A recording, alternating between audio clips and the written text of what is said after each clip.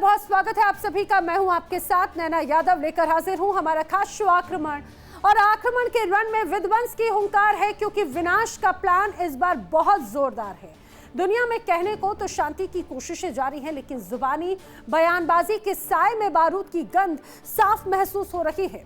इस वक्त दुनिया के अलग अलग कोनों से आ रही 3 तस्वीरें जो हम आपको दिखाने जा रहे हैं, जो इस बात की गवाही देती हैं कि महाविनाश का जो माहौल है वो प्रचंड है और प्रचंड अभी इसका रुख होना और भी अभी बाकी है। आइए आपको दिखाती हूँ वो तमाम 3 तस्वीरें। ये है 3 तस्वीरें। पहली तस्वीर, क्या ईरान पर फिर से इजराइल का महा हमला होने वाला है?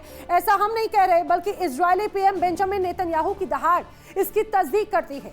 नेतन्याहू ये साफ कर चुके हैं कि वो 2 बार ईरान के घर में घुसकर मार चुके हैं और तीसरी एयर स्ट्राइक की प्लानिंग वो पूरी कर चुके हैं। लेकिन बड़ा सवाल ये कि अगर तीसरी बार इजरायली F-35 ने तेहरान को दहला दिया तो क्या ईरान इस बार चुप रहेगा या फिर उसका पलटवार मिडिल ईस्ट को राख करके रख देगा? अब जरा दूसरी तस्वीर पर भी रुक कर लीजिए, जहां हॉर्मुज दुनिया की शांति में सबसे बड़ा रोड़ा बन चुका है और एक तरफ ट्रंप अपने अड़ियल रवैये पर अडिग है, दूसरी तरफ ईरान 1 इंच भी पीछे हटने को तैयार नहीं। ईरान स्ट्रेट ऑफ हॉर्मुज पर अपनी पकड़ ढीली करने की बजाय वहां अपनी नौसैनिक ताकत और मजबूत कर रहा है। जब दुनिया की 2 महाशक्तियां इस कदर आमने सामने खड़ी हो तो शांति की उम्मीद आखिर कैसे की जा सकती है? अब तीसरी तस्वीर, इन सब के बीच में रूस का किला भी सुरक्षित नहीं है, ये गवाही देती है। मॉस्को में महाविस्फोट हुआ। ज़ेलेंस्की के सुसाइड ड्रोन्स ने व्लादिमीर पुतिन के गढ़ मॉस्को को डरा कर रख दिया। एक के बाद एक 60 से ज्यादा ड्रोन्स ने मॉस्को की रातों की नींद और दिन का चैन हराम कर दिया है। इंटरनेशनल एयरपोर्ट ठप हैं और आसमान से बारूद बरस रहा है। ये 3 तस्वीरें चिल्ला चिल्ला कर कहती है दुनिया इस वक्त है बारूद के ढेर पर। और आइए बात कर लेते हैं इस समय की बड़ी वॉर ब्रेकिंग की। ईरान को $3 अरब दिए जाने पर सहमति बनी है। बड़ी वॉर ब्रेकिंग ईरानी मीडिया के हवाले से बड़ी खबर है। दोहा में यूएस ईरान के बीच में अप्रत्यक्ष वार्ता में सहमति बनी। ओमान ने स्ट्रेट ऑफ हॉर्मुज पर अपना नया प्लान पेश किया है और ओमान के प्रस्ताव पर अब प्रतिनिधि विचार करेंगे, ये भी बात कही जा रही है। समझिए, ईरान को $3 अरब दिए जाने पर सहमति बनती नजर आती है। दोहा में जो यूएस ईरान के बीच में अप्रत्यक्ष वार्ता हुई, उसमें यह निर्णय लिया गया। ओमान ने स्ट्रेट ऑफ हॉर्मुज पर एक नया प्लान भी इस दौरान पेश किया और ये स्पष्ट किया कि इस प्रस्ताव पर अब प्रतिनिधि विचार करेंगे। चलिए बढ़ते हैं आगे, बात करते हैं अगली वॉर ब्रेकिंग की समय की बड़ी खबर। अमेरिका के हालात पर ईरान का बड़ा बयान। अमेरिका के हालात पर ईरान ने बड़ा बयान दिया है। ईरानी संसद के अध्यक्ष गालिबाफ का बयान। यूएस के हुक्मरानों में नीतिगत मतभेद है, गालिबाफ कह रहे हैं। रूबियो और जेडी वेंस के अपने अपने रुख हैं, गालिबाफ की तरफ से स्पष्ट कहा गया है। अब वो कह रहे हैं कि जिस तरह से अभी हालात हैं, ईरानी संसद के अध्यक्ष गालिबाफ कह रहे हैं कि यूएस अपने ही एक तरह से निर्णयों में एक साथ नहीं है। यहाँ पर हुक्मरानों में नीतिगत मतभेद है, यानी कि डोनाल्ड ट्रंप कुछ कहेंगे, उनकी टीम कुछ कहेगी, यहाँ रूबियो कुछ कहेंगे, जेडी वेंस का रुख अलग आता है। तो सबके अपने अपने रुख हैं और यही वजह है कि जिस तरह से गालिबाफ का ये बयान आया वो बहुत महत्वपूर्ण है। बढ़ेंगे अगली बड़ी वॉर ब्रेकिंग की तरफ। इस समय की बड़ी war breaking strait of Hormuz से जुड़ी हुई। हॉर्मुज पर अब ईरान का बड़ा बयान। ईरानी संसद की स्पीकर गालिबाफ ने बड़ा बयान दिया है। ईरान की सबसे बड़ी ताकत स्ट्रेट ऑफ हॉर्मुज है। ईरान ने हॉर्मुज पर अपना अधिकार अभी तक नहीं छोड़ा है। अब गालिबाफ कह रहे हैं समंदर की सेवाओं के टोल में 60 दिनों की छूट है। ये अस्थायी व्यवस्था है, लेकिन आने वाले वक्त में ये पूरी दुनिया जान ले, जो स्ट्रेट ऑफ हॉर्मुज से गुजरेगा 60 दिनों के बाद में उसे टोल देना पड़ेगा। टोल वसूलेगा ईरान। बढ़ते हैं अगली बड़ी वॉर ब्रेकिंग की तरफ। इस समय की बड़ी वॉर ब्रेकिंग दोहा से जुड़ी हुई। दोहा में वार्ता पर ईरान का बड़ा बयान। दोहा में वार्ता पर ईरान का बड़ा बयान है। ईरानी विदेश मंत्रालय के प्रवक्ता इस्माइल बघाई का बयान। अधिकारियों के दोहा जाने का मकसद फ्रीज फंड को रिलीज करना है। फ्रीज फंड जारी होने के बाद ही आगे की बातचीत हो पाएगी। बघाई ये स्पष्ट कर चुके हैं, उनकी तरफ से स्पष्ट कहा गया है। दोहा में जिस तरह से वार्ता हुई, ईरान के विदेश मंत्रालय की तरफ से कहा गया कि अधिकारियों की दोहा जाने का मकसद जो था वो ईरान की जो फ्रीज फंड है उसे रिलीज करवाना था और एक तरह से उसके बाद ही आगे की बातचीत तय होगी। जब दुनिया को लगा कि लेबनान और इजराइल के बीच में सीजफायर हो गया और अब जंग की आग ठंडी पड़ेगी, ठीक उसी वक्त इजराइल की तरफ से बेंजामिन नेतन्याहू ने एक ऐसा परमाणु बम फोड़ दिया जिसकी गूंज सीधे तेहरान से लेकर वॉशिंगटन तक सुनाई दे रही है। नेतन्याहू ने सीधे शब्दों में दहाड़ते हुए कहा कि 2 बार घुसकर मारा है और तीसरी बार भी मारेंगे। नेतन्याहू कसम खा रहे हैं कि जब तक वो सत्ता में हैं, ईरान के हाथों में परमाणु हथियार आने ही नहीं देंगे। आइए आपको दिखाते हैं कैसे नेतन्याहू के इस एक बयान ने अमेरिका और ईरान के बीच पर्दे के पीछे चल रही शांति वार्ता की धज्जियां उड़ा दी।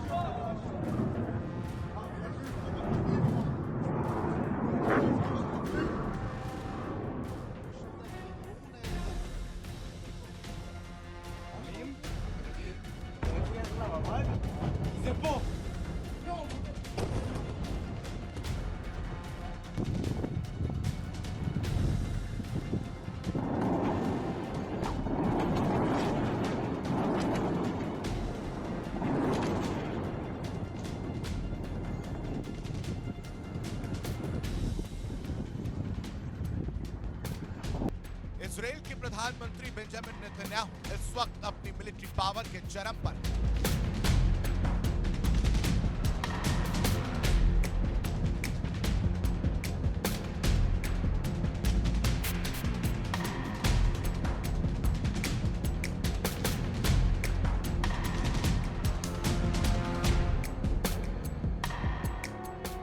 लेबनान में हिजबुल्लाह को बैकफुट पर धकेलने के बाद अब उनका पूरा फोकस उस सांप के सर पर है जिसे वो खुद सारी फसाद की जड़ मानते हैं, यानी ईरान।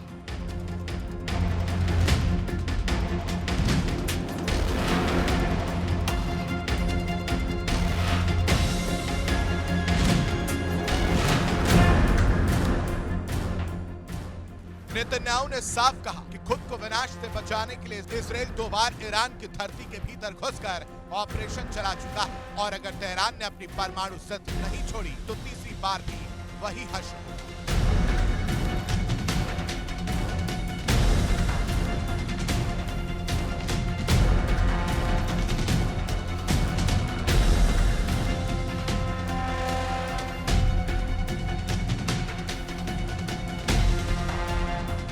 नेतन्याहू का यह बयान केवल एक गीदड़ भभकी नहीं, इतिहास गवाह है कि इजराइल ने ईरान के भीतर घुसकर उसके परमाणु वैज्ञानिकों को निशाना बनाया है और उसकी एयर डिफेंस सिस्टम को तबाह किया है।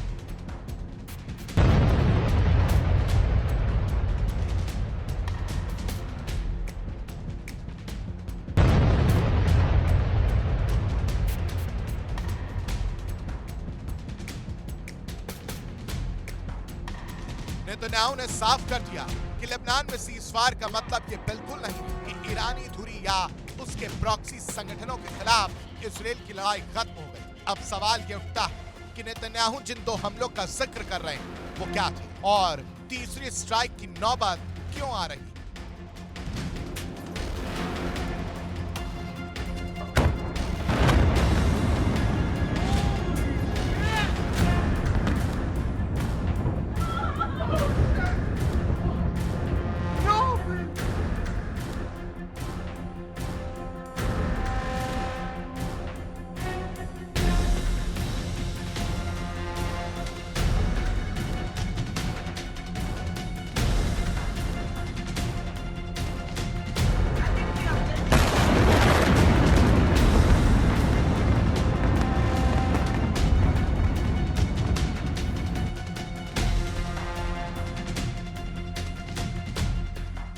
ये तो चोट इजराइल ईरान पर कर चुका है, लेकिन अब जो बात सबसे ज्यादा चौंकाने वाली है वो ये कि नेतन्याहू ने गाजा और लेबनान को लेकर भी अपने पत्ते नहीं खोले।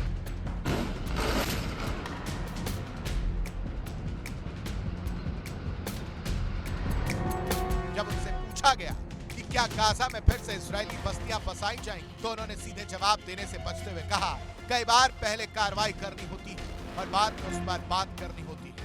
यानी इजराइल का एजेंडा बेहद गुप्त और खतरनाक है।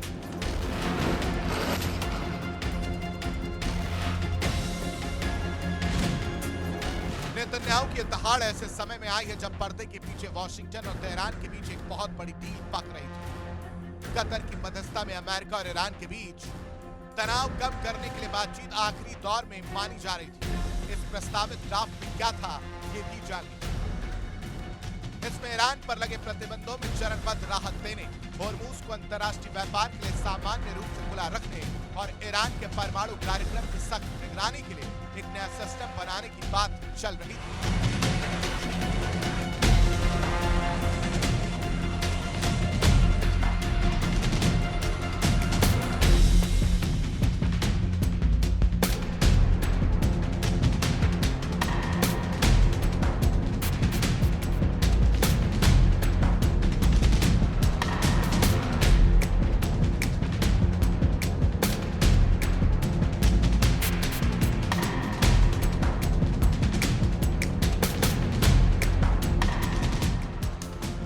ईरान बार बार दुनिया के सामने ये राग अलाप रहा है कि उसका मकसद परमाणु बम बनाना नहीं, लेकिन नेतन्याहू को ईरान के इस वादे पर रत्ती भर भी भरोसा नहीं है।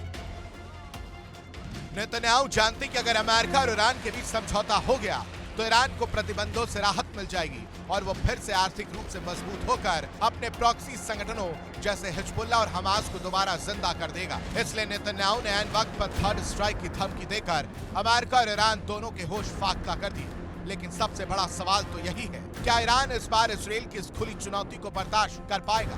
ईरान पहले ही सैकड़ों बैलिस्टिक मिसाइलें दागकर इजराइल को अपनी ताकत दिखा चुका है।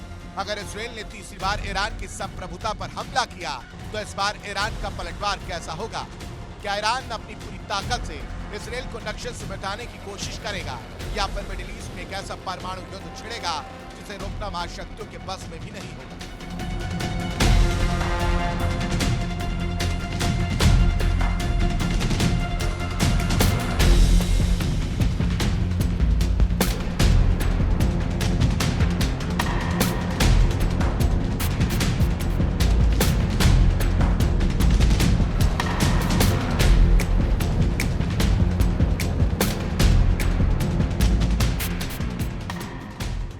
नेतन्याहू ने साफ कर दिया है कि वो झुकने वाला नहीं। लेबनान के सीज़फायर को शांति नहीं बल्कि ईरान के पर करतने की रणनीति मानते हैं। उन्होंने साफ कहा कि जब तक हिजबुल्लाह का खतरा पूरी तरह खत्म नहीं होता, इजरायली सेना दक्षिणी लेबनान नहीं छोड़ेगी।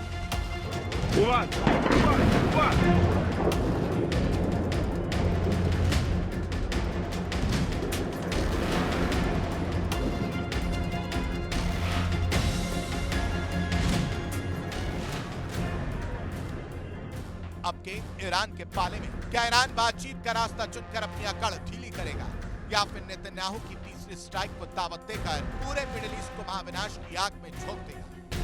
Bureau report, India daily 24/7। आइए बात कर लेते हैं इस समय की अगली बड़ी वॉर ब्रेकिंग की। यूएस इजराइल संबंधों से जुड़ी हुई यूएस इजराइल संबंधों पर पीएम नेतन्याहू का बड़ा बयान। अब अमेरिका की मदद की जरूरत हमें नहीं है, नेतन्याहू कह रहे हैं अपनी जरूरतें हम खुद पूरी कर सकते हैं। इजराइल को अब किसी और के समर्थन सपोर्ट की कोई जरूरत नहीं। नेतन्याहू ने कहा अमेरिकी मदद इजराइल की जीडीपी का सिर्फ एक छोटा सा हिस्सा है। अगर किसी को ये गुमान है कि इजराइल उस देश की बदौलत चल रहा है तो ये संदेश सीधे सीधे अमेरिका के लिए, डोनाल्ड ट्रंप के लिए। दरअसल पिछले कुछ वक्त से दो यारों के बीच में बड़ी तल्खी आ गई, यानी अमेरिका और इजराइल। जिस रूप में अमेरिका और ईरान के बीच में शांति वार्ता पर बातचीत चल रही है, उसके बाद से ही बेंजामिन नेतन्याहू नाराज नजर आते हैं और उन्होंने सीधे कह दिया कि हमें अमेरिका की कोई जरूरत नहीं है। ये उनकी नाराजगी दर्शाता है। चलिए बढ़ते हैं आगे। मिडिल ईस्ट में जंग के दौरान सबसे अहम मुद्दा है स्ट्रेट ऑफ हॉर्मुज, जहां पर अमेरिका जंग हारता दिख रहा है। उसने ईरान पर दबाव बनाकर स्ट्रेट ऑफ हॉर्मुज खुलवाने का प्रयास किया, उसके तेल कारोबार के खिलाफ नाकेबंदी करने का प्रयास किया, लेकिन कोई कामयाबी फिलहाल मिली ही नहीं। और अब तो हालात ऐसे दिखते हैं कि अमेरिका के सहयोगी मुल्क ही उसका साथ छोड़ सकते हैं।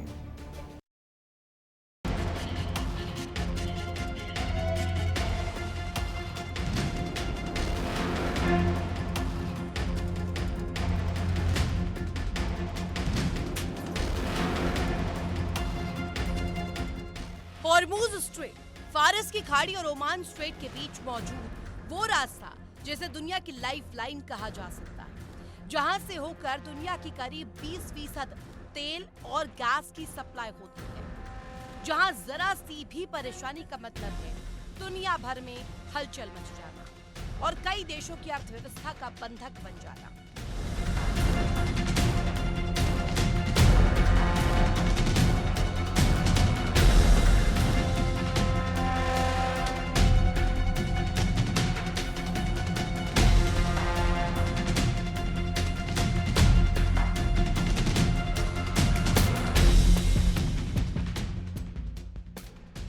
अमेरिका और ईरान के बीच समझौता हुआ।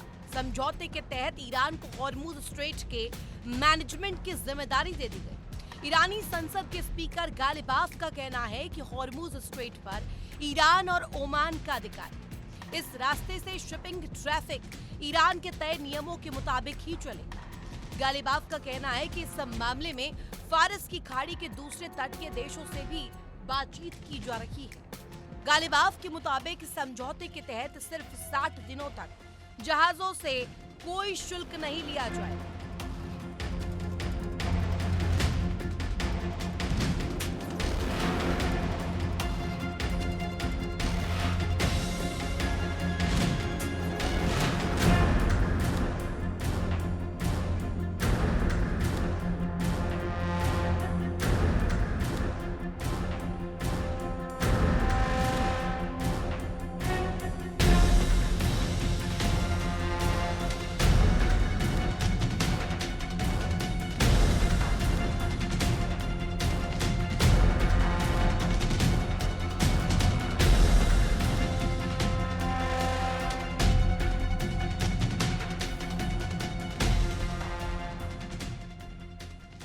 गालिबाफ का दावा है कि हॉर्मुज स्ट्रेट ईरान की सबसे बड़ी ताकत और किसी भी कीमत पर इसकी सुरक्षा और अपने अधिकारों की रक्षा करेगा।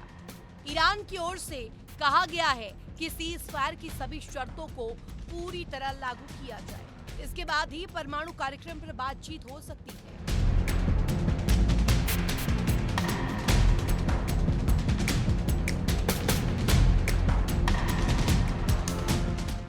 फिलहाल समझौते के तहत ईरान को हॉर्मुज स्ट्रेट पर अपनी सख्ती कम करनी है। इसके बदले उसे आर्थिक राहत मिलेगी।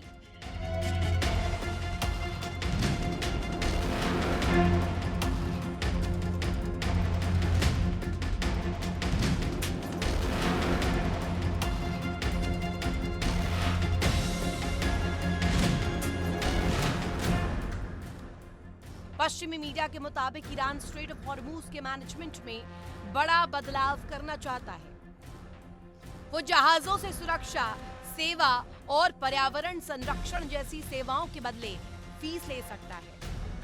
अगर ये प्लान लागू होता है तो इसमें शामिल देशों को हर साल करीब 40 अरब डॉलर तक की आय हो सकती है। अमेरिका को अब तक हॉर्मुज के मुद्दे पर कामयाबी नहीं मिल पाई है और अब उसके साथी देश ही उसके साथ दगा कर सकते हैं। खबर है कि सऊदी अरब, कतर और ओमान एक नया प्लान तैयार कर रहे हैं। इसके तहत ईरान डील से अमेरिका को बाहर करने की तैयारी है। ईरान का कहना है कि युद्ध के बाद अब स्ट्रेट ऑफ हॉर्मुज का संचालन पहले की तरह नहीं चल सकता, इसलिए एक नई व्यवस्था बनाई जानी चाहिए जिसमें खाड़ी के देश मिलकर हॉर्मुज रास्ते का मैनेजमेंट करें और फीस से होने वाली कमाई को आपस में बांटे, जिससे ईरान और उससे जुड़े देशों की आय बढ़ेगी।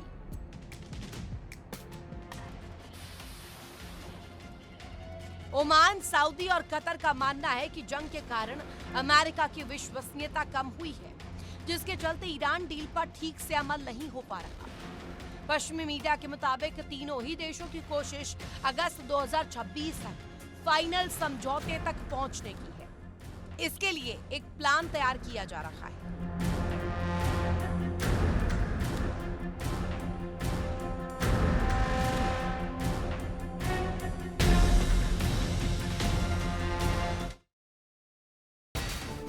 और इस समय की बड़ी वर्ल्ड ब्रेकिंग, यूक्रेन का रूस पर बड़ा मिसाइल अटैक हुआ है। रूस के वोल्गोग्राद में रक्षा संयंत्र पर हमले से जुड़ी हुई बड़ी खबर। हमले का वीडियो भी सामने आया है। यूक्रेन की फ्लामिंगो क्रूज मिसाइल से संयंत्र पर अटैक की तस्वीर सामने आ रही है। जो तस्वीरें सामने आती हैं वो आपको बताते चलें। रक्षा संयंत्र पर बड़ा हमला किया गया। हमले का वीडियो भी सामने आया और उसमें ये स्पष्ट नजर आता है यूक्रेन की फ्लामिंगो क्रूज मिसाइल से किस तरह से बड़े तरीके से हमले किए गए। क्रूज मिसाइलों से संयंत्र पर बड़े अटैक किए गए। चलिए बढ़ते हैं आगे, बात करेंगे अगली खबर की। रूस और यूक्रेन के बीच में चल रहा युद्ध अब उस मोड़ पर आ चुका है जिसकी कल्पना खुद पुतिन ने भी नहीं की।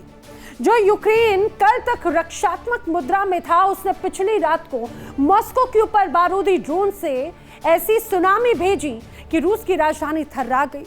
रिपोर्ट्स के अनुसार मॉस्को पर एक के बाद एक दर्जनों ड्रोन से ऐसा ताबड़तोड़ अटैक हुआ कि रूसी एयर डिफेंस सिस्टम के पसीने छूट गए। और इसी हमले के बाद रूस के सबसे ज्यादा व्यस्त हवाई अड्डों पर उड़ानों को इमरजेंसी में रोकना ही पड़ा। आखिर ज़ेलेंस्की के इस आत्मघाती कदम के बाद में क्या पुतिन अब यूक्रेन को नक्शे से मिटा देंगे?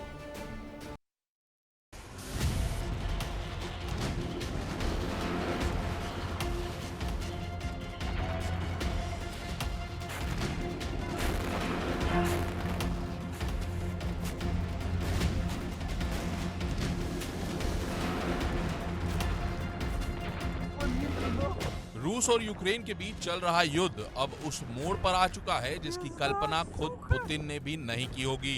जो यूक्रेन कल तक रक्षात्मक मुद्रा में था, उसने पिछली रात को मॉस्को के ऊपर बारूदी ड्रोन्स की ऐसी सुनामी भेज दी कि रूस की राजधानी थरथरा उठी।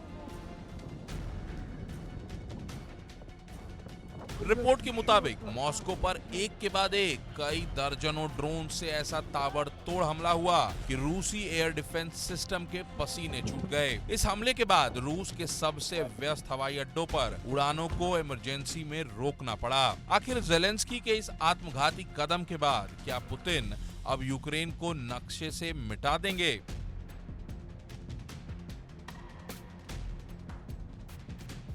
जब मॉस्को के लोग सो रहे थे, ठीक उसी वक्त यूक्रेन की सीमा से उड़े दर्जनों सुसाइड ड्रोन्स रूस के रडार को चकमा देते हुए पुतिन के गढ़ में दाखिल हो चुके थे। ये ड्रोन्स एक या दो नहीं बल्कि लहरों की शक्ल में आए थे। पहली लहर, दूसरी लहर और फिर तीसरी लहर। मॉस्को के मेयर सर्गिय सोवयानीन ने खुद माना कि रूस के सैन्य एयर डिफेंस सिस्टम ने मुस्तैदी दिखाते हुए 60 से ज्यादा बारूदी ड्रोन्स को आसमान में ही मार गिराया।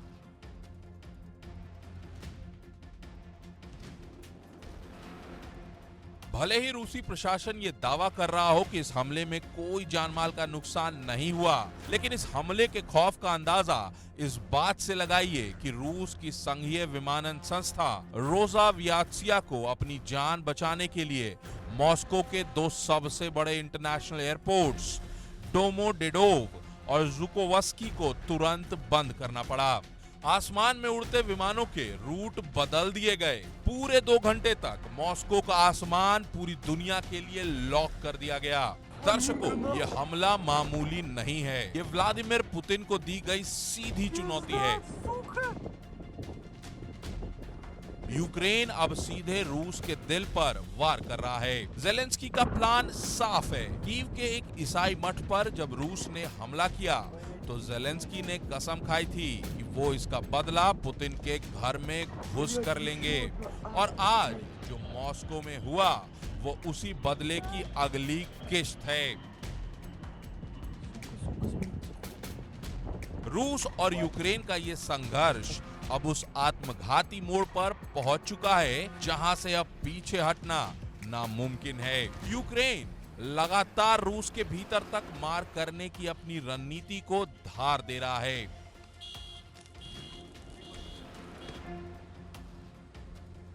लेकिन सवाल यह है कि क्या पुतिन इस बेइज्जती को बर्दाश्त करेंगे? इतिहास गवाह है कि जब जब मॉस्को पर आंच आई है तब तब पुतिन ने यूक्रेन पर मिसाइलों की ऐसी बारिश की है कि यूक्रेन हफ्तों तक अंधेरे में डूब गया है।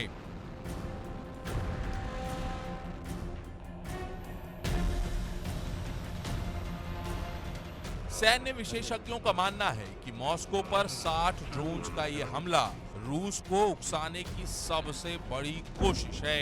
रूस के रक्षा मंत्रालय के भीतर इस वक्त बैठकों का दौर जारी है। पुतिन के जनरल अब यूक्रेन के उन कमांड सेंटर्स को ढूंढ रहे हैं जहां से इन ड्रोन्स को ऑपरेट किया गया था। इस हमले के बाद अब यूक्रेन के ऊपर रूस की फादर ऑफ ऑल बॉम्ब्स या फिर टैक्टिकल न्यूक्लियर वेपन गिराने का खतरा पहले से कहीं ज्यादा बढ़ चुका है। और आइए बात कर लेते हैं अगली बड़ी वॉर ब्रेकिंग की। दक्षिणी लेबनान अब पहुंच चुके हैं बेंजामिन नेतन्याहू। बड़ी वॉर ब्रेकिंग, रक्षा मंत्री इजराइल कॉट्स भी उनके साथ में मौजूद हैं। इजराइल के पीएम और रक्षा मंत्री ने जवानों से मुलाकात की। दक्षिणी लेबनान से पीछे इजराइल नहीं हटेगा, नेतन्याहू कह रहे हैं। नेतन्याहू का कहना है खतरा खत्म होने तक लेबनान हम नहीं छोड़ने वाले। हिजबुल्लाह के पास हथियार रहने तक का खतरा हमेशा बना रहेगा। आपको बता दें, दक्षिणी लेबनान में जिस तरह से एक बड़े हिस्से पर अपना कब्जा या अपना दबदबा कायम रखने की बात जो कही जा रही है, उससे ये स्पष्ट हो जाता है कि अब ये पूरा हिस्सा कहीं ना कहीं ग्रेटर इजराइल वाला जो सपना है नेतन्याहू का, उसको आकार देने में एक बड़ी भूमिका निभाएगा। यही वजह है कि पीएम नेतन्याहू और रक्षा मंत्री इजराइल कॉट्स सीधे पहुंचे हैं दक्षिणी लेबनान और वहां पर IDF के तमाम जवानों के साथ में उन्होंने मुलाकात भी की है। और इस समय की बड़ी खबर आपको बता दें, बगदाद में संघर्ष से जुड़ी हुई बड़ी वॉर ब्रेकिंग। बगदाद के ग्रीन जोन पर संदिग्ध ड्रोन नजर आया है। लोगों ने फायरिंग करके ड्रोन को गिराने की कोशिश की। बताया जा रहा है ग्रीन जोन में दरअसल US दूतावास है और कई सरकारी भवन हैं। उस जगह पर यहाँ पर ड्रोन नजर आया। सोशल मीडिया पर ये तस्वीरें वायरल हुई, आपको दिखाते हैं। ये तस्वीर देखिए किस रूप में यहाँ पर अचानक से हड़कंप उस समय मच गया जब यहाँ पर संदिग्ध ड्रोन नजर आया। बताया जा रहा है इस ड्रोन को देखे जाने के बाद में लोगों ने फायरिंग की और उसके बाद में ड्रोन को गिराने की कोशिश की। ये ग्रीन जोन है बगदाद का। बगदाद के ग्रीन जोन के उस एरिया में खास तौर से ये संदिग्ध ड्रोन नजर आया है जहां पर US की मौजूदगी है, US अधिकारियों की मौजूदगी है। US का दूतावास या फिर कई सरकारी भवन इसी इलाके में मौजूद हैं। और आक्रमण में फिलहाल इतना ही, लेकिन देश दुनिया की तमाम खबरें आगे भी जारी हैं। देखिए इंडिया डेली 24/7 अब आपकी स्मार्ट टीवी पर। इंडिया डेली मौजूद है सभी डिजिटल प्लेटफॉर्म पर लाइव और लगातार। इंडिया डेली 24/7 हर दिन राष्ट्र को समर्पित।